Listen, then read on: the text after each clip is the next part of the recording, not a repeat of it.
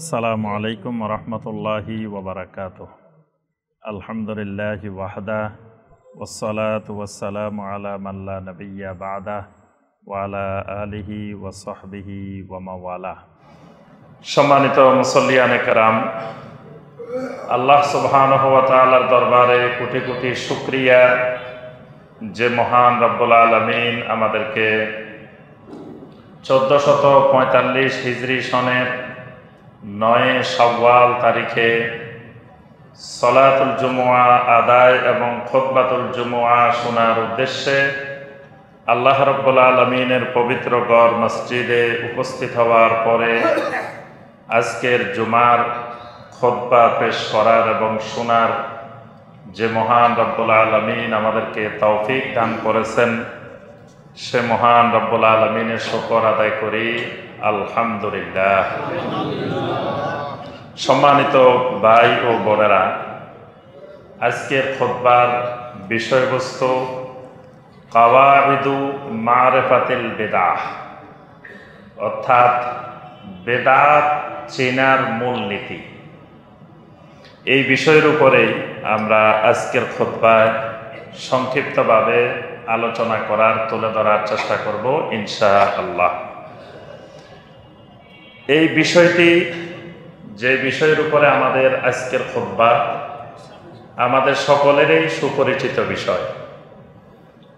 কারণ এই বিষয়টি আহলুল হাদিসদের কাছে সবচাইতে গুরুত্বপূর্ণ বিষয়, যেটা অনেকের কাছে তত গুরুত্ব স্থান পায় না, তত গুরুত্বপূর্ণ মনে হয় না। অনেকের কাছে বেদাত কোনো বিষয় না। বেদাত করলে তাদের দৃষ্টিতে এগুলা সব বেদাতে হাসানা, এগুলা সব সুন্দর বেদাত, সুতরাং সুন্দর বেদাত করলে কোনো সমস্যা হয় না। কিন্তু আলহামদুলিল্লাহ, আল্লাহর জমিনে এখনো আহলুল হাদিস টিকে আছে বলেই এখনো বেদাতকে ঘৃণার দৃষ্টিতে, বেদাতকে শরিয়া গর্হিত কাজ হিসাবে চিহ্নিত করার ক্ষেত্রে আলহামদুলিল্লাহ এখনো আহলুল হাদিসদের কারণে জমিনে বিষয়টা টিকে আছে। না হয় জমিনে বেদাত বলতে কিছুই থাকতো না, সব কিছুই হাসানা হয়ে যেত। আলহামদুলিল্লাহ এই কারণে বিষয়টা আপনাদের সকলের কাছে খুবই পরিচিত বিষয় এবং খুবই গুরুত্বপূর্ণ বিষয়। কারণ শাইখুল ইসলাম ইবনে তাইমিয়া রাহমাহুল্লাহ আহলুল হাদিসের সংজ্ঞা দিয়েছেন যে মান হুম আহলুল হাদিস। আহলুল হাদিস কারা? আহলুল হাদিস কাকে বলে? শাইখুল ইসলাম ইবনে তাইমিয়া রাহমাহুল্লাহ বলেন, আহলুল হাদিস হুমুল্লাযীনা ইউআযযিমুনা আন-নুসুস আলা ফাহমিস সালাফ।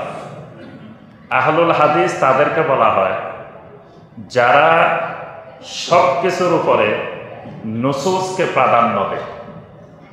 নুসুস মানে কোরআনে কারীম এবং সহিহ হাদিস। কোরআনে কারীম এবং সহিহ হাদিসকে তারা সব কিছুর উপরে প্রাধান্য দেয় আলা ফাহমিস সালাফ। তবে কোরআন সুন্নাহকে তারা বুঝে সালাফদের মতো করে, নিজেদের মতো করে বুঝে না। এটা হলো আহলুল হাদিস এবং অন্যদের মধ্যে মৌলিক পার্থক্য, যে তারা কোরআনে কারীম এবং সহিহ হাদিসকে নিজেদের মতো করে বুঝে না। সালাফেরা যেভাবে বুঝতেন, সাহাবায়ে কেরাম যেভাবে বুঝতেন, তাবেঈনে কেরাম যেভাবে বুঝতেন, তাবেঈনে কেরাম যেভাবে বুঝতেন, তারাও কোরআন সুন্নাহকে ওইভাবেই বুঝে। আরেকটা বড় বৈশিষ্ট্য হলো এদের, শাইখুল ইসলাম ইবনে তাইমিয়া রাহমাহুল্লাহ বলেন, ওয়াহুম ইয়াসআউনা ইলা তাওহীদ ওয়াস সুন্নাহ। তারা সবসময় প্রচেষ্টা চালিয়ে যায় নিজেরা তাওহীদ এবং সুন্নতের উপরে থাকার, পুরা দুনিয়াবাসীকে তাওহীদ এবং সুন্নতমুখী করার। ওয়ায়াতরুকুনা শিরকা ওয়াল কুফরা ওয়াল বিদআহ। এদের বৈশিষ্ট্য হলো এরা এদের জীবন চলে যাবে, তাও এরা কুফরি করবে না, শিরিক করবে না, বেদাত করবে না। অর্থাৎ এরা শতভাগ কুফর মুক্ত থাকবে, শিরিক মুক্ত থাকবে, বেদাত মুক্ত থাকবে। শিরিক কুফর বেদাত মুক্ত হয়ে তাওহীদ এবং সুন্নতের উপরে দায়েম ও কায়েম থাকবে। আর তাওহীদ সুন্নতের উপরে দায়েম কায়েম থাকার জন্য যে জিনিসটি জরুরি সেটি হলো কোরআনে কারীম এবং সহিহ হাদিস। আর কোরআনে কারীম এবং সহিহ হাদিস মানার জন্য যে জিনিসটা জরুরি সেটা হলো সালাফদের আলোকে কোরআন হাদিস বুঝা। তাহলে এই বৈশিষ্ট্যগুলো যেই ব্যক্তির মধ্যে থাকবে উনি আহলুল হাদিস। শাইখুল ইসলাম ইবনে তাইমিয়া রাহিমাহুল্লাহ বলেন এই লোকটার নাম আহলুল হাদিস। এই লোকটা পৃথিবীর যেখানে বসবাস করুক না কেন এই লোকটাই জাহিরিনা আলাল হক, এই লোকটা হকের উপরে আছে। এবং লা ইয়াদুররুহুম মান খাযালাহুম, সারা পৃথিবীর সকল শক্তি ঐক্যবদ্ধ হয়ে যদি তার বিরুদ্ধে ষড়যন্ত্র করে, নবী সাল্লাল্লাহু আলাইহি সাল্লাম ঘোষণা দিয়ে গেছেন লা ইয়াদুররুহুম, তার কোনো ক্ষতি করতে পারবে না। সুবহানাল্লাহ। তাহলে আহলুল হাদিস যারা, তাদের কাছে ঘৃণিত বিষয়, অপছন্দনীয় বিষয় বেদাত। এজন্য এই বিষয়টা সম্পর্কে আহলুল হাদিসদেরকে গভীর জ্ঞান দরকার, শুধু ভাষা জ্ঞান না, গভীর জ্ঞান দরকার বেদাত সম্পর্কে। কারণ তারা নিজেরা বেদাত ছাড়বে, পুরা দুনিয়াকে বেদাত মুক্ত করবে। তাহলে পুরা দুনিয়াকে বেদাত মুক্ত করার প্রচেষ্টা চালাইতে গেলে তারা যদি নিজেরাই বেদাত ভালো করে না বুঝে তো কেমনে দুনিয়াকে বেদাত মুক্ত করবে? এজন্য আগে বেদাত সম্পর্কে জ্ঞান অর্জন করা ফরজ। বেদাত কাকে বলে, বেদাত কিভাবে হয়, বেদাতের উসুল মূলনীতিগুলো জানা, কি কি কারণে কেমনে করলে বেদাত হয়ে যায়। একই জিনিস, একই কাজ কখনো করলে সুন্নত, আবার কখনো বেদাত। এক মানে খুব কঠিন জিনিস। একই কাজ, একই জিনিস এক সময় করছে সুন্নত, আরেকদিন করছে বেদাত। তো এই জিনিসটা কিন্তু মানুষের মাথায় ধরে না, মোটা মাথায় এটা ধরে না। মোটা মাথায় মনে করে মিয়া এই কাজটা তো ভালো কাজ, আর এই কাজটা ওই দিনও তো করছি আমরা, আল্লাহ রসুলও তো অমুক দিন করছে, তাহলে এটা বেদাত হবে কেন? যেমন ধরেন আজান, আজান সুন্নত ইবাদত, খুবই গুরুত্বপূর্ণ ইবাদত। 5 ওয়াক্ত সালাতের সাথে আমরা আজান দিই, জুমার আগে আমরা আজান দিয়েছি। তাহলে আজান একটা গুরুত্বপূর্ণ ইবাদত, একটা সুন্নত ইবাদত, একটা ফজিলতময় ইবাদত। কিন্তু এই ইবাদতটা যদি ঈদের নামাজের আগে করি, জানাজার নামাজের আগে করি, এবার ওই আজানটাই হয়ে গেছে বেদাত। 5 ওয়াক্তের আগে করছি সুন্নত, কিন্তু ঈদের নামাজের আগে আজান দিছি, আজানটাই বেদাত হয়ে গেছে। এখন মোটা মাথায় বলবে যে মিয়া ফজরের আগে আজান দিলাম বেদাত হইল না, জোহরের আগে দিলাম বেদাত হইল না, আসরের আগে দিলাম বেদাত হইল না, মাগরিবের আগে দিলাম বেদাত হইল না, এশার আগে দিলাম বেদাত হইল না। তো ওগুলা যেমন সলাৎ, আমার ঈদের নামাজও তো সলাৎ। ওগুলা যেমন সলাৎ, আমার সলাতুল জানাজাও তো সলাৎ। তাহলে এটার আগে আজান দিলে কেন বেদাত হবে? তাহলে এই জিনিসটা বুঝতে হইলে সূক্ষ্ম জ্ঞান না থাকলে তাহলে কিন্তু বেদাতটা সে চিনতে পারবে না। সে মনে করবে এটা তো ভালো কাজ, আর এই কাজটা তো অন্য সময় করছি আমরা, এখন করলে বেদাত হবে কেন? মানুষকে খাওয়ানো ইবাদত, খুবই ভালো কাজ, সুন্নত কাজ। নবী কোরআনে কারিমে কত আয়াত আসছে যে ইয়াহাদুনা আলা তুআমিল মিসকিন কাল্লা বাল্লা তুকরিমুনাল ইয়াতীম ওয়ালা তাহাদ্দুনা আলা তুআমিল মিসকিন, মিসকিনকে খাওয়াইতে বলছেন। আরাআইতাল্লাযী ইউকাযযিবু বিদ্দীন ফাযালিকাল্লাযী ইয়াদউল ইয়াতীম ওয়ালা ইয়াহুদ্দু আলা তুআমিল মিসকিন, মিসকিনকে খাওয়াইতে বলছেন। নবী সাল্লাল্লাহু আলাইহি ওয়াসাল্লামকে জিজ্ঞাসা করা হলো আইয়ুল ইসলামে খায়র, ইসলামের মধ্যে কোন জিনিসটা সবচাইতে কল্যাণকর? নবী সাল্লাল্লাহু আলাইহি ওয়াসাল্লাম বললেন তুতিমুত তুআম, তুমি মানুষকে খাওয়াইবা, এটা ইসলামের মধ্যে কল্যাণকর। কিন্তু এই খাওয়ানিটাই এক সময় খাওয়াইলে ফজিলত, আবার আরেক সময় খাওয়াইলে বেদাত। এখন এটা সম্পর্কে যদি জ্ঞান না থাকে তো ওই জাহেল তো বলবে যে আমি মানুষকে খাওয়াইছি, এটা আবার বেদাত হবে কেন? এটা আমি খারাপ কি কাজ করলাম? মা বাবা মারা গেছে, মা বাবা মারা যাওয়ার কারণে 10 দিন, 40 দিন, 30 দিন বা মৃত্যুবার্ষিকীর দিনে গরু জবাই করে হাজার হাজার মানুষের খাওয়াইলাম।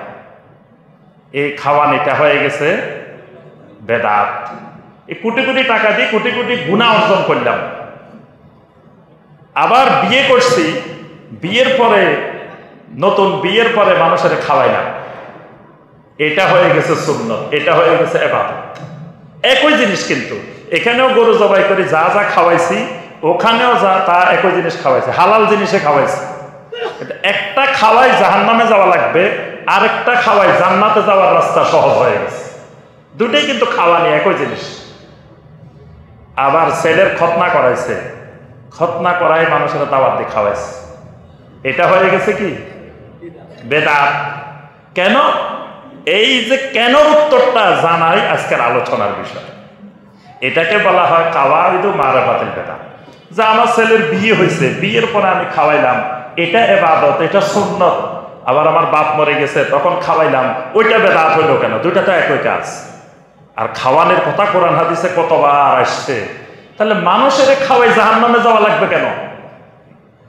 মানুষের খাওয়াই জান্নাতেও যাওয়ার রাস্তা সহজ হয়, মানুষকে খাওয়াই আবার জাহান্নামে যাওয়ার রাস্তাও সহজ হয়। সালাত কায়েম না করলেও জাহান্নামে যাওয়া লাগে, সালাত আদায় করিও জাহান্নামে যাওয়া লাগে।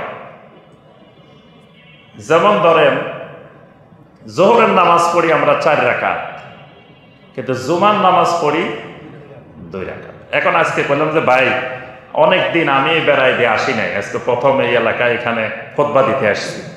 তা আপনারা সারা জীবন 2 রাকাত পড়েন জুমার নামাজ, প্রতি জুমায় খতিব 2 রাকাত পড়েন। তা আজকে যেহেতু নতুন খতিব আসছি, আর মসজিদও মাশাআল্লাহ সুন্দর, ফ্যান আছে, টাইলস আছে, এসি আছে, এত সুন্দর মসজিদ, আপনাদের কোনো কষ্ট নাই, আরামে বসে রয়েছেন। তা আসেন আজকে আমি আপনাদেরকে নিয়ে 4 রাকাত জুমার নামাজ পড়ি। আপনারা কইলেন যে খতিব সাহেব আসলে সুন্দর কথা কইছেন, নামাজ পড়লে ক্ষতি কি? নামাজ তো ভালো জিনিস, যত বেশি পড়বো তত লাভ, যত বেশি গুনবো তত লাভ। তো প্রতিদিন 2 রাকাত পড়ে আজকে খতিব সাহেব 4 রাকাত পড়াইবো, তাই তার খুশির খবর। এখন যদি আমার সাথে 4 রাকাত পড়েন, জাহান্নামে যাওয়ার রাস্তা সহজ হয়ে গেছে। মানে নামাজ পড়ি জাহান্নাম, আরেক লোক নামাজ না পড়ি জাহান্নামে যাবে, আর আপনি আবার পড়ি জাহান্নামে যাওয়া লাগবে। কারণ বেদাতের পরিণতি কুল্লু বেদাতিন দলালা ওয়া কুল্লু দলালাতিন ফিন্নার। বেদাতের পরিণতি জাহান্নাম। তাহলে জুমার নামাজ 2 রাকাতের জায়গায় 4 রাকাত পড়ি, বেশি পড়ি, জাহান্নামে যাওয়া লাগবে। তাহলে বোঝা যায় যে নামাজ না পড়লে যেমন জাহান্নামে যাওয়া লাগে, নামাজ অনেক সময় পড়িও জাহান্নামে যাওয়া লাগে। তাহলে এই কেন নামাজ পড়লাম, এটা আবার বেদাত হবে কেন, এটা গুনাহ হবে কেন? এই কেনর জন্যই জানতে হবে উসুল। উসুল জানতে হবে যে প্রত্যেকটা ইবাদতের সাথে উসুলের সম্পৃক্ততা আছে। এজন্য উসুলে তাফসীর, উসুলে হাদিস, উসুলে ফিকহ, প্রত্যেকটা বিষয়ে কিন্তু উসুল আছে, নীতিমালা আছে। এই নীতিমালা জেনে ইবাদত বন্দেগী পালন করতে হয়। নীতিমালার বাহিরে গেলেই ওই ইবাদতের মাধ্যমে জান্নাতে না গিয়ে জাহান্নামে যাওয়ার রাস্তা সহজ হয়। আল্লাহ পাক আমাদের সবাইকে বেদাতের সমস্ত নীতিমালাগুলো, কাওয়ায়েদগুলো জানার, বুঝার, বেদাত থেকে আল্লাহ পাক আমাদেরকে দূরে থাকার তৌফিক দান করুন। প্রথমে আসি আমরা যে বেদাত খারাপ জিনিস, এই ব্যাপারে আমাদের সবাইরই আলহামদুলিল্লাহ জানা আছে। বেদাতের কোনো ভালো এবং খারাপ দিক নেই। বেদাত হাসানা বা বেদাত সাইয়্যিয়া এরকম বলতে 2 রকমের কোনো বেদাত নাই। নবী সাল্লাল্লাহু আলাইহি ওয়াসাল্লাম স্পষ্ট করে দিয়েছেন, কুল্লু বেদাতিন দলালা। যত বেদাত আছে, এটা হাসানা হোক সাইয়্যিয়া হোক, সমস্ত বেদাতে দলালা। হাসানা হইলেও দলালা, সাইয়্যিয়া হইলেও দলালা, এবং কুল্লু দলালাতিন ফিন্নার। এই বেদাতের পরিণতি জাহান্নাম। বেদাত যিনি করেন তিনি কালেমা থেকে সরে আসেন। অর্থাৎ কালেমার মধ্যে আমরা 2টা অঙ্গীকার করি আল্লাহ রাব্বুল আলামিনের সাথে। এই অঙ্গীকারের সাথে আমার জীবনের শুরু থেকে শেষ পর্যন্ত বহাল থাকা ফরজে আইন। এই জন্যই কালেমা দিয়ে ইসলামে ঢুকতে হয়, কালেমা দিয়ে কবরে যেতে হয়, তাহলেই জানলাম। এই জন্য ইসলামের প্রথম রোকনটা হলো বুনিয়াল ইসলাম আলা খামস, শাহাদাতে আল্লাহ ইলাহা ইল্লাল্লাহ ওয়া আন্না মুহাম্মাদার রাসূলুল্লাহ। এটা ইসলামের 1 নম্বর রোকন, কালেমা। কালেমা দিয়ে ইসলামে ঢোকা লাগে। আবার দুনিয়া থেকে যাওয়ার সময়, কবরে যাওয়ার সময়, মান কানা আখিরু কালামিহি লা ইলাহা ইল্লাল্লাহ দাখালাল জান্নাহ। যেই লোকটা আখের কালাম সর্বশেষ মুহূর্ত পর্যন্ত লা ইলাহা ইল্লাল্লাহর উপরে থাকবে, দাখালাল জান্নাহ, লোকটা জান্নাতে প্রবেশ করবে। সুবহানাল্লাহ। তাহলে এই মাঝখানের জিন্দেগিটা কালেমার উপরে থাকতে হবে।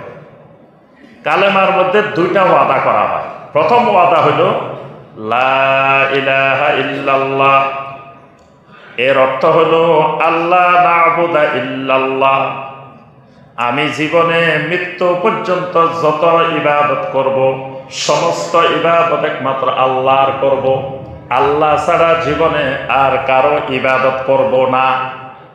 এটা হলো 1 নম্বর ওয়াদা, যে আমি মৃত্যু পর্যন্ত যত ইবাদত করব একমাত্র আল্লাহ রাব্বুল আলামিনের ইবাদত করব।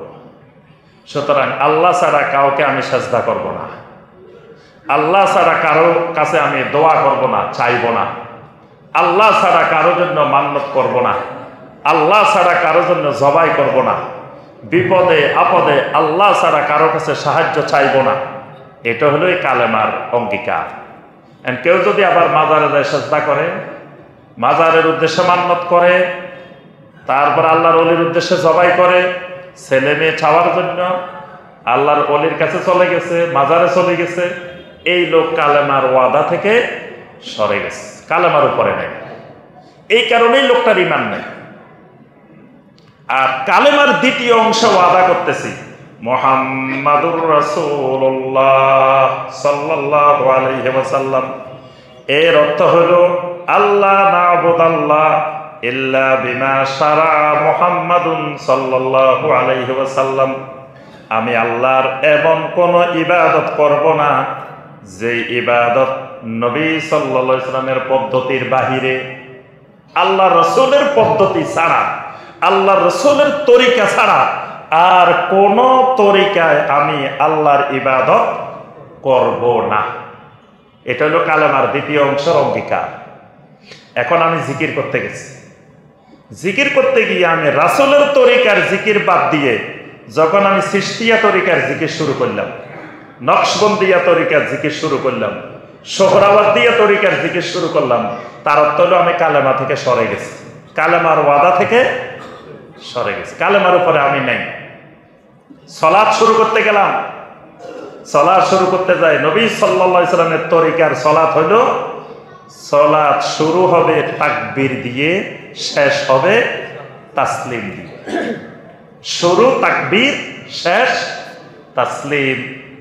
আমি বললাম যে না, তাকবীরের আগেও আছে, তাসলিমের পরেও আছে, তাহলে আমি রাসূলের তরিকার উপরে নাই, এবার চলে গেছি আরেক তরিকায়।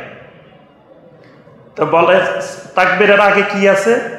আমি বললাম তাকবীরের আগে আপনারা যে জায়নামাজে দাঁড়াইছেন, জায়নামাজগুলো সব নাপাক, এগুলার আগে পাক করেন। কেমনে পাক করবো? ইন্নী ওয়াজ্জাহাতু ওয়াজহিয়া লিল্লাযী ফাতারাস সামাওয়াতি ওয়াল আরদা হানিফা।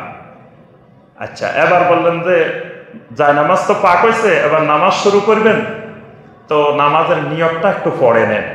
কেমনে পড়বো? নাওয়াইতু আন উসাল্লিয়া লিল্লাহি তাআলা রাকাতায় সালাতের, এভাবে পড়ে। তাহলে বোঝা গেল আমি রাসূলের তরিকার বাহিরে নতুন নিজস্ব মন গড়া কিছু তরিকা বানাই নিলাম। এই বানানোটাই অর্থ হলো আমি ওই কালেমার ওয়াদা থেকে সরে গেছি, কালেমার উপরে নেই।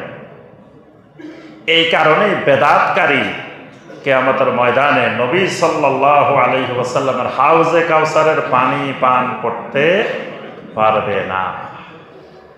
নবী সাল্লাল্লাহু আলাইহি ওয়াসাল্লাম হাউজে কাউসারের সামনে দাঁড়িয়ে দাঁড়িয়ে উম্মতকে পানি পান করাবেন। এক গ্লাস বা এক ডোক পানি একবার কেউ যদি পান করতে পারে, জান্নাতে প্রবেশ করা পর্যন্ত তার দ্বিতীয়বার আর পানির পিপাসা লাগবে না। সুবহানাল্লাহ। কিন্তু ফেরেশতারা কিছু মানুষকে আটকাই দিচ্ছে, আসতে দিতেছে না। নবী সাল্লাল্লাহু আলাইহি ওয়াসাল্লাম হাউজে কাউসারের সামনে থেকে দেখতেছেন কিছু মানুষকে ফেরেশতারা আটকাই দিতেছে। নবী সাল্লাল্লাহু আলাইহি ওয়াসাল্লাম সেখান থেকে বলবেন, হাউলাই উম্মতি, হাউলাই উম্মতি, এরা আমার উম্মত, এরা আমার উম্মত, ছেড়ে দাও এদেরকে। ফেরেশতারা বলবেন, আপনার উম্মত ঠিক আছে, তবে ইন্নাকা লা তাদরি মা আহদাসু বা'দাক, ও নবী আপনি জানেন না, আপনার কাছে এই খবর নাই, যেই মানুষগুলাকে আটকাইছি এই মানুষগুলা আপনি দুনিয়া থেকে আসার পরে আপনার রেখে যাওয়া আকীদার মধ্যে, আপনার রেখে যাওয়া আমলের মধ্যে, ইবাদতের মধ্যে নতুন নতুন নতুন নতুন জিনিস সংযোজন করছে, বেদাত তৈরি করছে এরা। এই কারণে এদেরকে আমরা আটকে রেখেছি। নবী সাল্লাল্লাহু আলাইহি ওয়াসাল্লাম এটা শোনার পরে এত রাগান্বিত হইবেন, নবী সাল্লাল্লাহু আলাইহি ওয়াসাল্লাম বলবেন, সুহকান সুহকান লিমান বাদদালা দীনি, ও ফেরেশতারা শুধু আটকাইলে হবে না, এই মানুষগুলাকে কঠিন আকারে শাস্তি দাও, কারণ এরা আমার রেখে যাওয়া দিনকে পরিবর্তন করে ফেলছে। কবিরা গুনার দ্বারা দিন পরিবর্তন হয় না, কিন্তু বেদাত দ্বারা আল্লাহর দিন পরিবর্তন হয়ে যায়। এই জন্য নবী সাল্লাল্লাহু আলাইহি ওয়াসাল্লাম এদের ব্যাপারে প্রচন্ড খেপবেন যে এরা আল্লাহর দিনকে পরিবর্তন করেছে। তাহলে বেদাত করার অর্থ, প্রথম বলছি জাহান্নামে যাওয়ার রাস্তা সহজ হওয়া। দ্বিতীয়ত বলছি বেদাত করলে কালেমা থেকে সরে আসে, কালেমার অঙ্গীকারের উপরে থাকে না। তৃতীয়ত বেদাতকারী হাউজে কাউসারের পানি পান করতে পারবে না। চতুর্থত বেদাতকারী নবী সাল্লাল্লাহু আলাইহি ওয়াসাল্লামের শাফাআত পাবে না। পঞ্চমত বেদাত করার মাধ্যমে নবী সাল্লাল্লাহু আলাইহি ওয়াসাল্লামের সাথে চরম বেয়াদবি করা হয়, গোস্তাখি করা হয়, নবী সাল্লাল্লাহু আলাইহি ওয়াসাল্লামকে খেয়ানতকারী সাব্যস্ত করা হয়, নাউযুবিল্লাহ। কারণ নবী সাল্লাল্লাহু আলাইহি ওয়াসাল্লাম বালাগাল আমানা ওয়া নাসাহাল উম্মাহ, নবী সাল্লাল্লাহু আলাইহি ওয়াসাল্লাম সমস্ত আমানত উম্মতের কাছে যথাযথভাবে পৌঁছাই দিয়েছেন। কেউ যদি মনে করে না এটা যথেষ্ট না, এটার আগে পরে আরো দরকার, তার অর্থ হলো নবী সাল্লাল্লাহু আলাইহি ওয়াসাল্লাম আমানতটা যথাযথভাবে পৌঁছান নাই, এটাও দরকার ছিল, রাসূল বুঝতে পারেন নাই। আল্লাহ রাসূলকে খেয়ানতকারী সাব্যস্ত করা হয়। তাহলে বোঝা যায় বেদাতের ভয়াবহ পরিণতি। এখন আসেন তাহলে আমাদেরকে বেদাত থেকে দূরে থাকা ফরজ। এখন আসেন বেদাতের চিনব কিভাবে যে আমি যে এটা বেদাত। কিছু সূত্র জানা থাকলে নিজে নিজেই বুঝে ফেলা যাবে, চিনা যাবে এটা বেদাত। এটার জন্য বড় বড় মুফতি সাহেব, মুহাদ্দিস সাহেব, মুফাসসির সাহেবের কাছে দৌড়ানো দরকার নেই। কারণ এগুলো এমন এক জিনিস, আকীদার বিষয়গুলো এমন এক জিনিস, এগুলোকে আল্লাহ রাব্বুল আলামিন এত সহজ করে দিয়েছেন যাতে প্রত্যেকটা মানুষ এটা বুঝতে পারে, প্রত্যেকটা মুসলিম এটা বুঝতে পারে। যেন আকীদার বিষয় বোঝার জন্য আপনার বড় বড় মুফতি, মুহাদ্দিস, মুফাসসির লাগে না। ফিকহি বিষয় বোঝার জন্য বড় আলেম লাগে, কিন্তু আকীদার বিষয় বোঝার জন্য বড় আলেম লাগে না। কারণ যে লোকটা কোনো লেখাপড়া জানে না তার উপরেও বিশুদ্ধ আকীদা ফরজ। তো সেই লোক লেখাপড়া জানে না, যদি আকীদার বিষয় কঠিন হয় তো সে জানবে কেমনে? এই জন্য আল্লাহ রাব্বুল আলামিন আকীদার বিষয়কে সহজ করে দিয়েছেন। তাহলে একজন মানুষ যিনি লেখাপড়া জানেন না, ওনার জন্য বেদাত থেকে মুক্ত থাকা ফরজ। তো ওনার যদি বেদাত বোঝার জন্য দাওরা পাস করা লাগে, বেদাত বোঝার জন্য কামাল পাস করা লাগে, বেদাত বোঝার জন্য ডক্টরেট করা লাগে, তাহলে হে কখন ডক্টরেট করবো, কখন বেদাত বুঝবো, কখন সে বেদাত থেকে বেঁচে যাবে? এজন্য একজন মূর্খ মানুষেরও বেদাত বোঝা সহজ। তো বলে প্রশ্ন হইতে পারে যে শায়েখ আপনি বলতেছেন মূর্খ মানুষও বেদাত বুঝে, আমাদের দেশের বড় বড় মুফতি, মুহাদ্দিস, মুফাসসিরে বেদাত বুঝে না, তো মূর্খ মানুষ কেমনে বেদাত বুঝবে? না বোঝার কারণ আল্লাহ পাক সূরা আল আনফালের 29 নম্বর আয়াতে কারিমে আল্লাহ পাক বলছেন, ইয়া আইয়ুহাল্লাযীনা আমানু ইন তাত্তাকুল্লাহা ইয়াজআল লাকুম ফুরকানা, ও ঈমানদারগণ যদি তোমরা আল্লাহ রাব্বুল আলামিনকে ভয় করো, আল্লাহ তোমাদেরকে এমন একটা শক্তি দিবেন যেই শক্তির নাম হলো ফুরকান। ফুরকান দিয়ে দিবেন। ফুরকান দিয়ে দিলে তোমার বড় ধরনের এলেম দরকার নাই, লেখাপড়ার দরকার নাই। তুমি চিনে ফেলবা কোনটা শিরিক, কোনটা তাওহীদ, কোনটা ঈমান, কোনটা কুফর, কোনটা সুন্নাত, কোনটা বেদাত। এটা চিনার যেই যোগ্যতাটা, যে শক্তিটা, এটার নাম ফুরকান। আল্লাহ পাক অনেককে এলেম দিয়েছেন কিন্তু ফুরকান দেন নাই। এরকম যুগে যুগে দেখবেন অনেক আলেম ছিলেন, হাজার হাজার আলেম ছিলেন, জগৎ বিখ্যাত আলেম, কিন্তু হক চিনে নাই। বাংলাদেশের প্রত্যেক মাদ্রাসায় একটা তাফসির পড়ায়, তাফসিরে কাশাফ। আলিয়া মাদ্রাসাও পড়ায়, কওমি মাদ্রাসাও পড়ায়, দেওবন্দি মাদ্রাসাও পড়ায়, সবাই পড়ায়। এই তাফসিরটা যিনি লিখছেন আল্লামা জামাকশরী, উনি মুতাজিলা আকীদার মানুষ। এত বিশাল তাফসির লিখছেন এবং উনার মতো তাফসির আর কেউ লেখে নাই। ওনার মতো আহলে সুন্নাত ওয়াল জামাতের কোন তাফসিরকারক তাফসির লিখতে পারে নাই বলে আহলে সুন্নাত ওয়াল জামাতের মাদ্রাসায় ওই মুতাজিলার তাফসির পড়ানো হয়। কারণ আরবি সাহিত্যের ভঙ্গিতে, সাহিত্যের দৃষ্টিতে তাফসির এত সুন্দর করে আর কেউ লিখতে পারে না। উনি কোরআনে কারিমের প্রত্যেকটা শব্দের ব্যাখ্যা আরবি সাহিত্য, ওই জামানার আরব কবিদের কবিতা দিয়ে তিনি প্রমাণ করে দেখাইছেন। আরবের কবিরা এই শব্দটা এই অর্থে ব্যবহার করতেন, সুতরাং আল্লাহর কোরআনেও শব্দটা এই অর্থে ব্যবহার হচ্ছে। তাইলে বুঝতে পারেন লোকটা কত বড় জ্ঞানী, কত বড় আলেম। কিন্তু এত বড় আলেম লোকটা হক চিনতে পারে না, লোকটা মুতাজিলা। তো যদি হকে চিনতো তাহলে কি সে মুতাজিলা থাকতো? এই কারণে এটা তো অবাক হওয়ার কিছু নাই। বড় আলেম হতে পারে কিন্তু বেদাত নাও চিনতে পারে। কারণ আলেম হওয়া এক জিনিস, বেদাত চিনা, শিরিক চিনা আরেক জিনিস। এটা আল্লাহ রাব্বুল আলামিন যাকে ফুরকান না দিবেন, সেই লোক যত ইলমের অধিকারী হোক, এই লোক শিরিক চিনবে না, বেদাত চিনবে না। তাহলে আল্লাহ রাব্বুল আলামিন একজন সাধারণ মানুষকেও ফুরকান দিতে পারেন, শর্ত হলো তাকওয়া। এই কারণে আমি যে কথাটা বলতেছিলাম যে বেদাত চিনার জন্য বড় বড় ডিগ্রি দরকার নাই।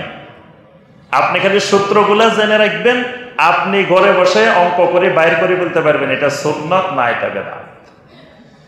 তাহলে আমরা আসি সূত্রগুলা, কয়েকটা গুরুত্বপূর্ণ সূত্র শুনি আমরা খুতবার মধ্যে। সূত্র অনেক, মোটামুটি প্রধানত 23টা সূত্র আছে বেদাত চিনার। আহলুল ইলমেরা 23টা সূত্র বর্ণনা করছেন। বীজগণিতে যেরকম সূত্র আছে, বেদাত চিনারও এরকম সূত্র আছে। দেখবেন বিভিন্ন জায়গায় যারা ছাত্র ছাত্রী টেবিলের পাশে দিয়ে বীজগণিতের সূত্রগুলা লেখা থাকে, টাঙ্গায় রাখে, যে অঙ্ক করতে গেলে a+b হোল স্কয়ারের সূত্র কোনটা, a-b হোল স্কয়ারের সূত্র কোনটা, আমরাও এরকম টাঙ্গায় রাখতাম, মুখস্থ করে রাখতাম। করে রাখলে বীজগণিতের অঙ্ক এক সূত্র দিয়ে 100টা করে ফেলতে পারে। এই বেদাত চিনার সূত্রগুলো, এগুলো যদি এরকম লেখা রাখেন তা আপনি এক সূত্র দিয়ে সমাজের 100টা বেদাত বাইর করে ফেলতে পারবেন। কিন্তু মূল হলো সূত্রগুলা জানতে হবে। সূত্রগুলা কি? কয়েকটা আমরা গুরুত্বপূর্ণ সূত্র বলবো। একটা সূত্র হলো কুল্লু ইবাদাতিন তাস্তানিদু ইলা হাদিসিন মাকযুবিন আলা রাসূলিল্লাহ সাল্লাল্লাহু আলাইহি ওয়াসাল্লাম ফাহিয়া বিদআহ। মানে মিথ্যা হাদিস দিয়ে, জাল হাদিস দিয়ে সাব্যস্ত যত ইবাদত আছে সমস্ত ইবাদত বেদাত। এটা সহজ একটা সূত্র। মানে আমি যে ইবাদতটা করতেছি, এই ইবাদতটার ভিত্তি যদি হয় জাল হাদিস, তাহলে আমি যদি এই জাল হাদিসের উপরে ভিত্তি করে আমলটা করি, এই আমলটা হবে কি বেদাত। তাহলে এই সূত্র জানা থাকলে যখনই দেখবো আমার এটার ভিত্তি জাল হাদিস, আমার এটার ভিত্তি দঈফ হাদিস, বাস তখনই আমি বুঝে ফেলবো যে এটা বেদাত। যেমন উদাহরণ দিলে বুঝবেন, যেমন ধরেন সলাতুর রাগায়েব, নাম শুনছেন? সলাতুর রাগায়েব শুনেন নাই? বাংলাদেশের বহুল প্রচলিত একটা নামাজ। এটা আপনারা আলহামদুলিল্লাহ আহলে হাদিস এলাকা হওয়ার কারণে নাম শুনেন নাই, কিন্তু এই নামাজের মুসল্লি বাংলাদেশে লাখ লাখ মুসল্লি আছে। এই নামাজটার নাম সলাতুর রাগায়েব।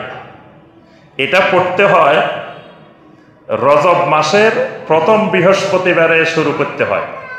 রজব মাসের প্রথম বৃহস্পতিবারে শুরু হবে এবং ওই রাত্রিতে মানে বৃহস্পতিবার রাত্রে জুমার রাত যেটা আসবে পরবর্তী মাগরিব এবং এশার মাঝখানে 12 রাকাত সলাত, এটার নাম সলাতুর রাগায়েব। এটা বাংলাদেশের ধরেন কোটি কোটি মুসলমান এই সলাতুর রাগায়েব আদায় করে। এই সলাতুর রাগায়েবের যে হাদিস এটা জাল হাদিস। তাহলে সলাতুর রাগায়েবের যত মুসল্লি আছে এই যা আমল করছে এটা কি হয়েছে? বেদাত। এটার জন্য বড় মুফতি মুহাদ্দিস দরকার নেই। এই সূত্র যে এই সূত্রে এটা তোমার এটা জাল হাদিসের উপরে বাস তোমার এটা বেদাত। অনেকে দেখবেন মানুষ মারা যাওয়া শুরু, যখন মানুষ মৃত্যুর উপক্রম হয় তখন সূরা ইয়াসিন পড়ে, মৃত ব্যক্তির পাশে বসে বসে সূরা ইয়াসিন পড়ে। যে সূরা ইয়াসিন পড়লে যে এই লোকের সাকরাতুল মউত মৃত্যুর যন্ত্রণা সহজ হবে। তারপরে সূরা ইয়াসিনের এই ফজিলত সূরা ইয়াসিন পড়ে। এই যে সূরা ইয়াসিন পড়তেছে এটার ভিত্তিটা মাউদু হাদিস, দঈফ হাদিস।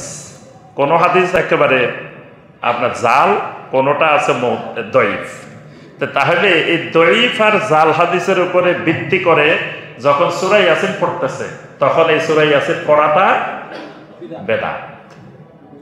তারপরে দেখবেন সূরা আল হাসর বাংলাদেশের প্রত্যেক মসজিদে মসজিদে ফজরের পরে মাগরিবের পরে দল বেঁধে ইমাম সাহেবের নেতৃত্বে এমন ভাবে সূরা আল হাসরের শেষ 3 আয়াত পড়ে পিছনের মুসল্লিরা সালাত আদায় করতে কষ্ট হয়।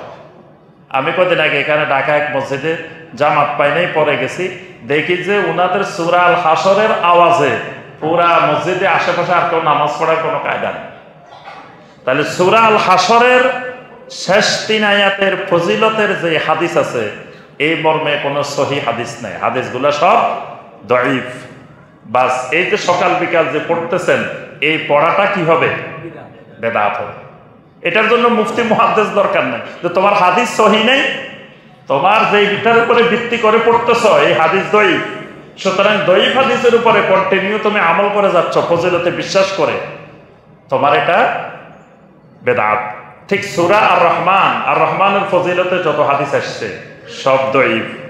তারপর ওযু করার পরে অনেকে সূরা আল কদর পড়ে, ইন্না আনজালনাহু ফি লাইলাতুল কদর, এটা পড়ে আকাশের দিকে তাকায় পানি পান করে, তাহলে এটাও বেদাত, কারণ এই মর্মে যে হাদিস দঈফ। তারপর অনেকে কবরস্থানে গেলে কবর জিয়ারতের জন্য বলে যে 3 বার সূরা ফাতিহা, 10 বার সূরা ইখলাস, 11 বার দরুদ পড়েন। এই যে 3 বার সূরা আল ফাতিহা, 10 বার সূরা আল ইখলাস, 11 বার দরুদ, এই মর্মে যত হাদিস আসছে সব দঈফ এবং জাল। বাস ওনার এই কর্মকাণ্ডটা বেদাত।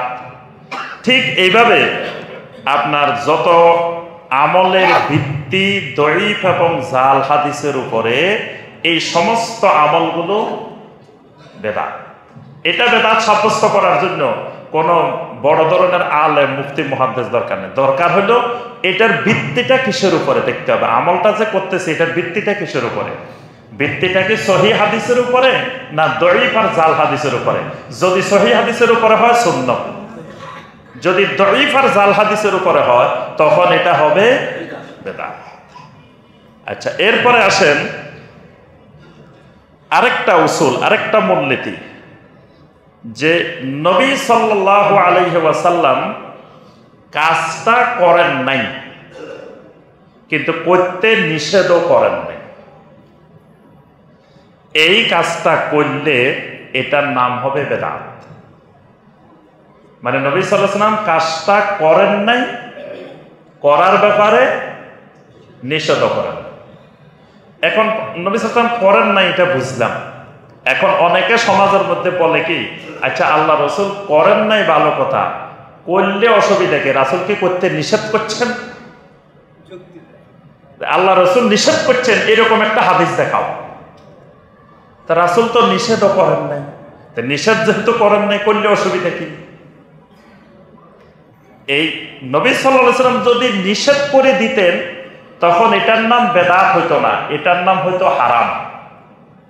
আমার কথা কি বুঝতে পারতেছেন?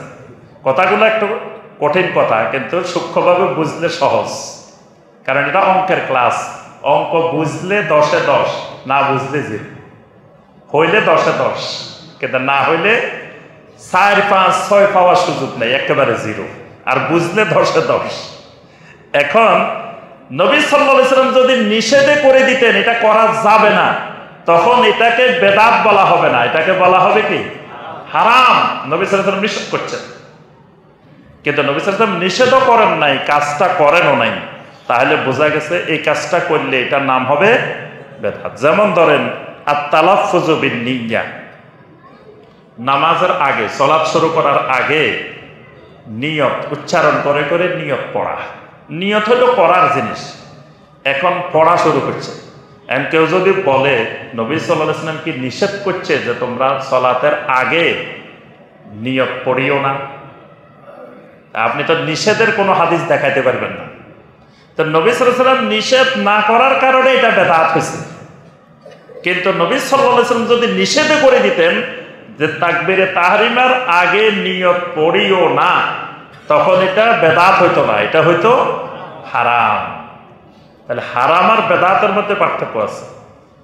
তাহলে হারাম হইলে নবী সাল্লাল্লাহু আলাইহি ওয়াসাল্লামের নিষেধাজ্ঞা পাওয়া যাবে, বেদাতের জন্য নিষেধাজ্ঞা জরুরি না। নবী সাল্লাল্লাহু আলাইহি ওয়াসাল্লাম করেন নাই এটা সাব্যস্ত হইলেই বাস। অনেকে বলে যে ফরজ সালাতের পরে সম্মিলিতভাবে দোয়া করলে অসুবিধাটা কি? রাসূলকে নিষেধ করছেন কোথাও? রাসূল নিষেধ করা তো জরুরি না, নিষেধ করলে তো এটা হারামই হইতো। নবী সাল্লাল্লাহু আলাইহি ওয়াসাল্লাম করেন নাই, এটাই হলো বেদাতের জন্য যথেষ্ট। বেদাতের জন্য নিষেধাজ্ঞা জরুরি না, এটা বেদাতের একটা গুরুত্বপূর্ণ উসুল, মূলনীতি। আচ্ছা, এবার আসেন আপনার বেদাতের আরেকটা গুরুত্বপূর্ণ মূলনীতি, সেটা হলো নবী সাল্লাল্লাহু আলাইহি ওয়াসাল্লামের কারণের সাথে আপনার আমার কারণ না মিলা। যখনই আমার এই আমলটার ইবাদতটা যেই কারণে করছি, কারণটা নবী সাল্লাল্লাহু আলাইহি ওয়াসাল্লামের কারণের সাথে মিলে নাই, বাস তখন এটা হয়ে যাবে বেদাত। যদি নবী সাল্লাল্লাহু আলাইহি ওয়াসাল্লামের কারণের সাথে মিলে, তখন এটা সুন্নাত। যেমন উদাহরণ দিলে বুঝবেন, মসজিদে ঢুকে আপনি 2 রাকাত সালাত আদায় করছেন। আমি জিজ্ঞেস করলাম, ভাই এটা কি কারণে পড়তেন আপনি নামাজটা?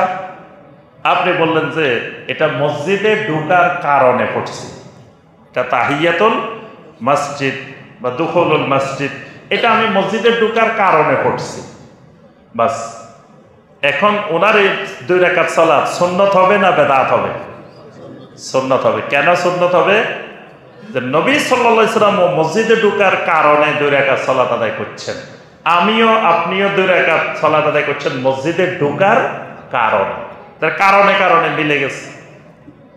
নবী সাল্লাল্লাহু আলাইহি ওয়াসাল্লাম ওযুর কারণে 2 রাকাত সালাত আদায় করছেন, আপনিও ওযুর কারণে 2 রাকাত সালাত আদায় করছেন, সুন্নত হয়ে গেছে।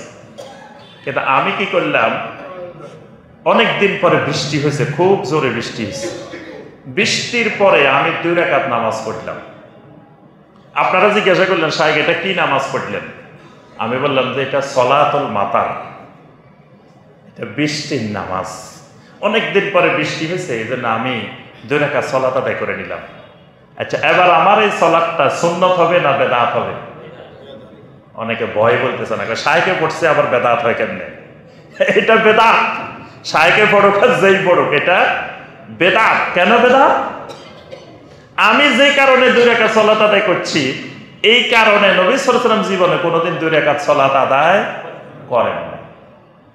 তাহলে আমার কারণের সাথে নবী সাল্লাল্লাহু আলাইহি ওয়াসাল্লামের কারণটা মেলে নাই।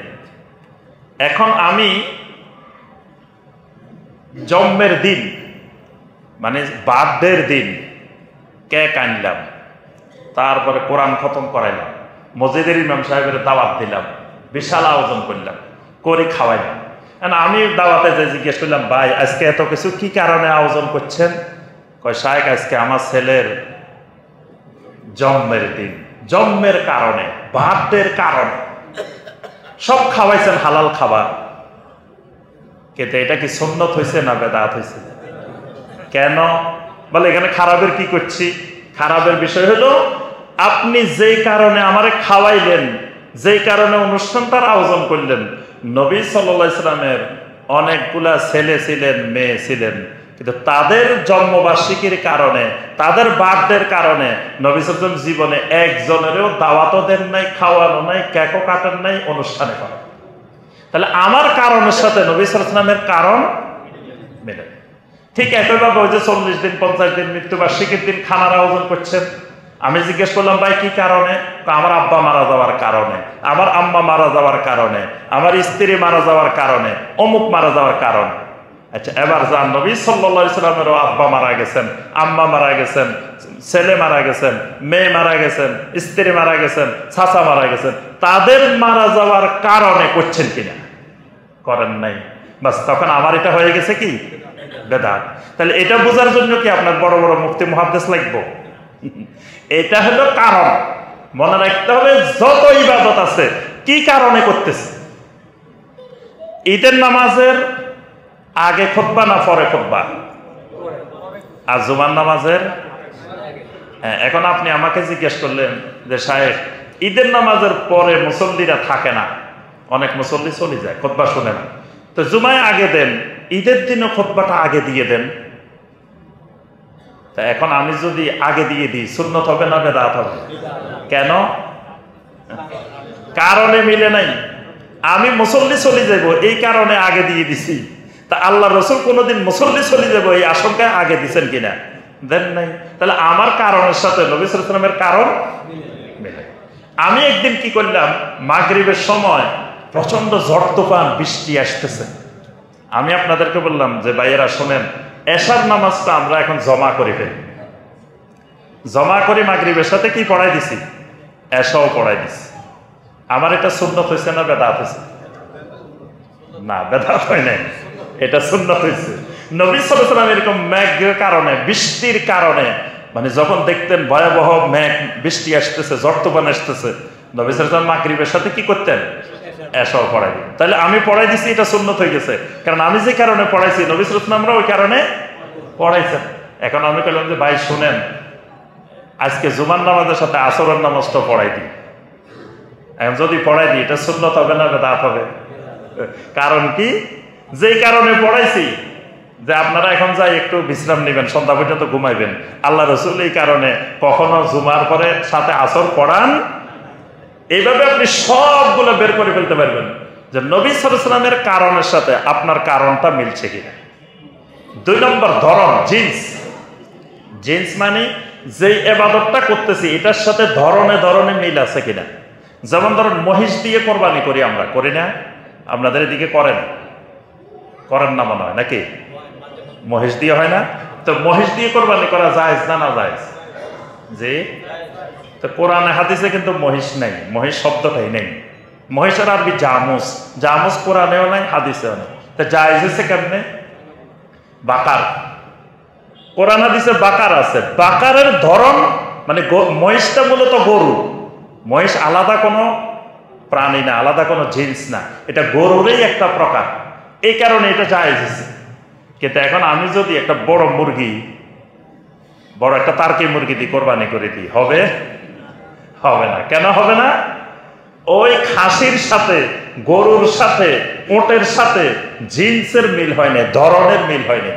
আমি যদি ঘোড়া দিয়ে কোরবানি করি হবে না, কারণ ধরনে ধরনে মিলে নেই। এটা হলো দ্বিতীয় সূত্র, যে ধরনে ধরনে মিলতে হবে, তাহলে সুন্নত। ধরনে ধরনে না মিললে এটা বেদাত। 3 নম্বর কাদার, পরিমাণ, পরিমাণে পরিমাণে মিলতে হবে। মানে নবী সাল্লাল্লাহু আলাইহি ওয়াসাল্লাম যে পরিমাণে ইবাদত করছেন আমারও সেই পরিমাণে করতে হবে, ওই পরিমাণ থেকে বাড়তি করা যাবে না। পরিমাণে পরিমাণে মিললে, জুমার নবী সাল্লাল্লাহু আলাইহি ওয়াসাল্লাম 2 রাকাত পড়ছেন, 2 রাকাত করবেন সুন্নত। যখন 4 রাকাত করবেন পরিমাণে মিলে নাই, এবার এটা হয়ে গেছে কি বেদাত।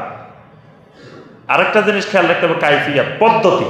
নবী সাল্লাল্লাহু আলাইহি ওয়াসাল্লাম ইবাদতটা যে পদ্ধতিতে করছেন ওই পদ্ধতিতে হইলে সুন্নত, ওই পদ্ধতির বাইরে গেলে বেদাত। যেমন নবী সাল্লাল্লাহু আলাইহি ওয়াসাল্লাম ওযু করার সময় যেটা আগে করছেন সেটা আগে করতে হবে, যেটা পরে করছেন সেটা পরে করতে হবে। যদি পরেরটা আগে, আগেরটা পরে করি তখন আর সুন্নত থাকবে না।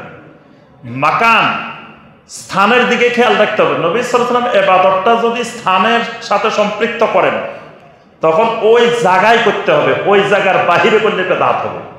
যেমন হজের ব্যাপারে নবী সাল্লাল্লাহু আলাইহি ওয়াসাল্লাম বলে দিয়েছেন আল হাজ্জু আরাফা, হজ হবে কোথায়? আরাফার ময়দানে। একজন কয় না আরাফার ময়দানে যাইতে গেলে 7 লাখ 8 লাখ টাকা লাগে, আমাদের টঙ্গীর ময়দানে যাইতে গেলে অল্প পয়সায় যেতে পারি, তাইলে এই ময়দানে যাই বসে থাকি। তাহলে কেউ যদি মনে করে যে আরাফার ময়দানের সওয়াব, আরাফার ময়দানের ফজিলত টঙ্গীর ময়দানে পাওয়া যাবে, এটা তুলনা করাটাই শিরিক। এটা তুলনা করাটাই শিরিক। আরাফার ময়দানের সাথে পৃথিবীর কোনো ময়দানের তুলনা হয় না। এমনকি আমাদের দেশের কিছু অজ্ঞ মূর্খ সাংবাদিকেরা ওই সময় টিভি চ্যানেলে বলতে থাকে যে মুসলিম উম্মার দ্বিতীয় বৃহত্তম সমাবেশ, হজের পরে সবচেয়ে বড় সমাবেশ। তা এক সময় দেখা গেল হজে মানুষ হয়েছে 30 লাখ, এখানে হয়ে গেছে 50 লাখ। তাহলে এবার এটা মুসলিম বিশ্বের সর্ববৃহৎ সমাবেশ, হজের চেয়েও বড় সমাবেশ। এই জন্য হজের সাথে পৃথিবীর কোনো সম্মেলনের তুলনা করাই যাবে না, করাটাই শিরিক। কারণ হজ একটা ফরজ ইবাদত, আর এটা কোনো ফরজ ইবাদত না। এটা একটা দলের, একটা সংগঠনের সম্মেলন। তাহলে একটা সংগঠনের সম্মেলনের সাথে সমস্ত মুসলিম উম্মার ফরজ সম্মেলন, সেটার তুলনায় করাটা শিরিক। এখন আমি যেটা বলতেছিলাম, বেদাত ছিনার মূলনীতি হলো নবী সাল্লাল্লাহু আলাইহি ওয়াসাল্লাম যে জায়গা ঠিক করে দিবেন, ওই জায়গায় ইবাদতটা করলে সুন্নত। ওই জায়গার বাহিরে যায় ওই ইবাদত করলে তখন এটা সুন্নত থাকবে না, এটা বেদাতের রূপ নিবে। আরেকটা হলো জামান, সময়। নবী সাল্লাল্লাহু আলাইহি ওয়াসাল্লাম যেই ইবাদত যে সময়ের সাথে ঠিক করে দিয়েছেন, ওই সময়ের সাথে করতে হবে। ওই সময়ের বাহিরে গেলে এটা সুন্নত থাকবে না। যেমন ধরুন হজের দিন আরাফার ময়দানে গেছেন 9 তারিখে, 30 লাখ 40 লাখ মানুষ একই ময়দানে, টয়লেটে দাঁড়াইছেন 20 জন 25 জন। আমি গত হজে 40 জনের সিরিয়ালও দেখছি, এত লম্বা সিরিয়াল। আর এখন যাই দেখেন, আমরা ওই দিন রমজানে গেছি, বাথরুম সব খালি ভরে দিচ্ছি। একজনে যায় 50টা করে দখল করেন বাথরুম, কোনো অসুবিধা নেই। এখন যদি কই শুনেন ওই সময় যায় এত কষ্ট করে দরকার কি, এখন চলেন যাই 40 দিন থাকি আসি আরাফাতের ময়দানে। এখন যদি যাই আরাফার ময়দানে সারা বছরও পড়ি থাকেন, কোনো ফজিলত নাই। কারণ নবী সাল্লাল্লাহু আলাইহি ওয়াসাল্লাম সময় ঠিক করে দিয়েছেন। তাহলে প্রত্যেকটা ইবাদতের এরকম সময় আছে, ওই সময়ের সাথে মিললে এটা সুন্নত, সময়ের বাইরে গেলে বেদাত। এইভাবে সুন্নত বেদাতের আরো অনেকগুলো মূলনীতি আছে, উসুল আছে। এই উসুলগুলো বুঝলে আপনি সহজেই বের করে ফেলতে পারবেন এটা সুন্নত না বেদাত। এটা দেখতে যত সুন্দর মনে হোক, বেদাতটা দেখতে সুন্দর মনে হবে, কারণ আগাছা সবসময় সুন্দর থাকে। দেখবেন জমিতে ধান লাগাইছেন, যেগুলো আগাছা এগুলো দেখবেন যে একবারে উপরে উঠে গেছে, এবং ধানের মধ্যে যদি অন্য ধান 2-1টা পড়ে, দেখবেন যে এটা একবারে এত সুন্দর হয়ে উঠছে এবং এত ভালো হয়েছে, আপনি খুশি হয়ে পরের বছর ওটা লাগাই দিচ্ছেন, দেখবেন যে ফসল কিচ্ছু হয়নি। কারণ ওইটা ওখানে আগাছা থাকার কারণে, আলাদা থাকার কারণে ওইটা সুন্দর হয়ে উঠছে। ঠিক বেদাতগুলো এরকম, বেদাতগুলো আগাছা, এগুলো দেখতে সুন্দর মনে হয়, দেখতে গজায় খুব বেশি, কিন্তু যত সুন্দর মনে হোক না কেন, কিন্তু বেদাতের মধ্যে হেদায়েত নাই, বেদাতের মধ্যে দলালাহ। আল্লাহ রাব্বুল আলামিন আমাদেরকে সকল ধরনের বেদাত থেকে আল্লাহ পাক আমাদেরকে হেফাজত করুন। বেদাতকে বেদাত হিসেবে চেনার এবং বেদাত থেকে আমাদেরকে বিরত থাকার আল্লাহ পাক তৌফিক দান করুন। আল্লাহুম্মা আরিনাল হাক্কা হাক্কান ওয়ারযুকনা ইত্তিবাআ ওয়া আরিনাল বাতিলা বাতিলান ওয়ারযুকনা ইজতিনাবা। আকুলু কাওলি হাযা ওয়া আস্তাগফিরুল্লাহ লি ওয়া লাকুম ওয়া লিসাইরিল মুসলিমিন ফাস্তাগফিরুহু ইন্নাহু হুয়াত তাওয়াবুর রহিম।